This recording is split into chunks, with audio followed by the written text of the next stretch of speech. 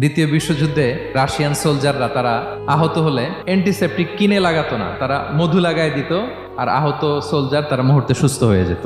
যাদের বাতের ব্যথা আছে, বাতের ব্যথা আছে না অনেক মুরব্বীদের, ওই বাতের ব্যথার মধ্যে যদি মৌমাছির হুল ফুটাই দিতে পারেন, একদিনের মধ্যে বাতের ব্যথা ভালো হয়ে যাবে। সাময়িক হয়তো ব্যথা পাবে, মৌমাছি যখন কামড় দেয় ব্যথা লাগে না। এবং এই মধুর ভেতরে আল্লাহ তাআলা ন্যাচারাল অ্যান্টিসেপটিক রেখেছেন, এটার নাম প্রপোলিস।